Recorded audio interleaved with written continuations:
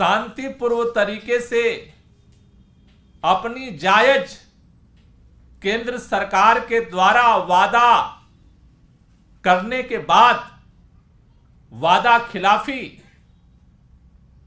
के विरोध में किसान शांतिपूर्वक इस देश की राजधानी दिल्ली में आना चाहते हैं और उनको रोकने के लिए सड़कों को बैरिकेड किया गया है, दीवारें चुन दी गई हैं।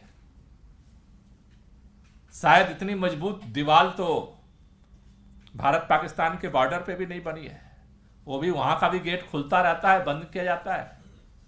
उन दीवालों के पत्थरों की जो दीवार है उसके सामने अभी आपने किले देखी हैं।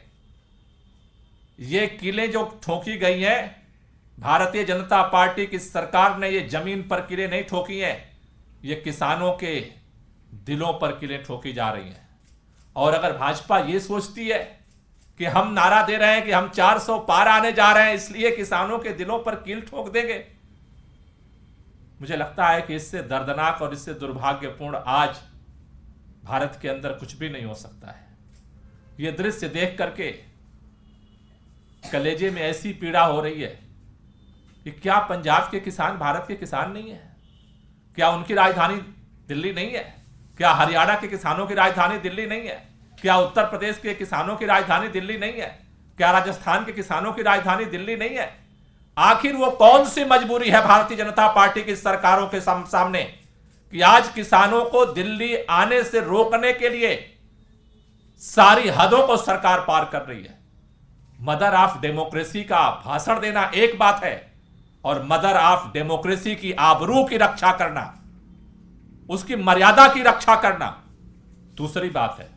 आज भारतीय जनता पार्टी सभी लोकतंत्र की मर्यादाओं को, परंपराओं को लांघते हुए आज किसानों के सीनों में एक किल ठोकने का काम कर रही है।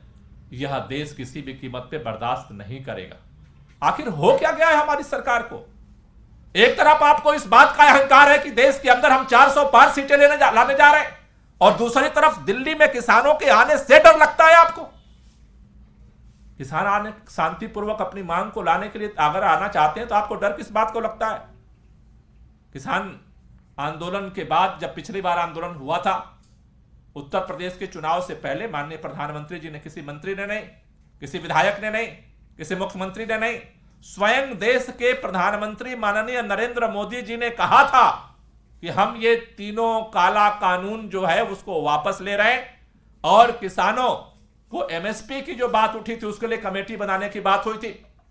आज तक कमेटी ने क्या किया इस पर बोलने को तैयार नहीं है। आपने जो वादा किया था, वादा खिलाफी आपने किया। किसानों के पास रास्ता क्या है? आप वादा करके और निकल जाएंगे। और किसान अगर शांतिपूर्वक तरीके से अपनी मांग को रखने के लिए अपनी ही देश की राजधानी में आना चाहता है तो आप किले ठोक देंगे, आप उसका पासपोर्ट जब्त कर लेंगे, आप उसका बैंक अकाउंट जब्त कर लेंगे, आप उसके प्रॉपर्टी के कागज जब्त कर लेंगे, आप उसको ट्रैक्टर को जब्त कर लेंगे। आप किसानों को देशद्रोही क्यों समझते हैं? आप थकते नहीं हैं। भारतीय जनता पार्टी का हर नेता आज गली से लेकर के, गांव से लेकर के हर मीडिया चैनल में ऐलान करता है 80 करोड़ लोगों को राशन दिया जा रहा है।